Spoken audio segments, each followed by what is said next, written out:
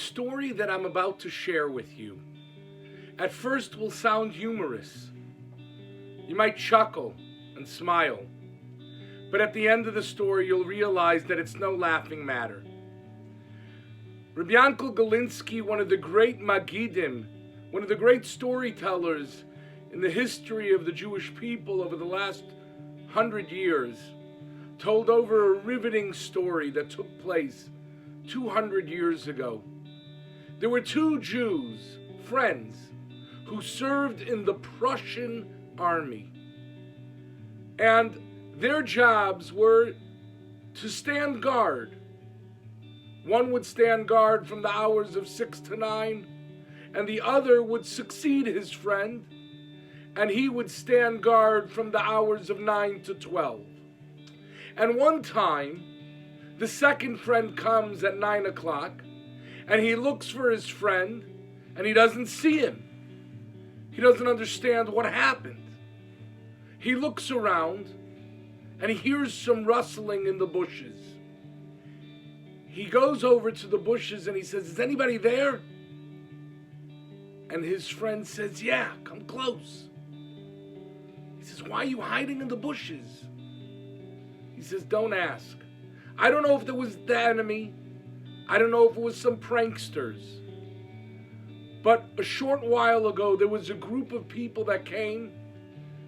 They took all of my clothing. They tied me up, and they left me without any clothing." Well, his friend said, "What do you want me to do?" He says, "Please go back to the army base and go get me a new uniform. I have nothing to wear." Well, the fella goes back to the army base. He retrieves a uniform to give to his friend, but when he comes back, he is greeted by his commanding officer and two guards. And they asked him where he was. He had abandoned his post. It was actually his time to be standing guard. And he wasn't there. They handcuffed him, and they brought him back to the base, and they threw him in prison. And he was court-martialed, and he stood trial, and the military judge decided that he's to be put to death for abandoning his post. Could have endangered the whole army. However, he told them, "Listen, if you have a good excuse, instead of death, we'll allow you to live and we'll just keep you in prison." Well, it wasn't funny anymore.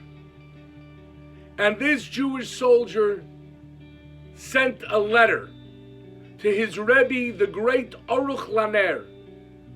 And he said to him, "Rebbe, what should I do? On the one hand, I can't give up my friend, because if I tell them what happened, he will be the object of scorn and ridicule.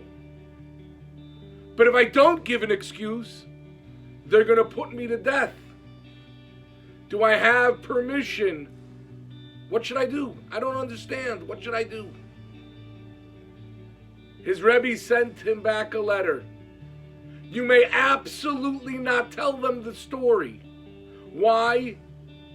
There is an explicit Gemara that states that it is better to throw yourself into a fiery furnace and not to chas v'shalom embarrass your friend publicly.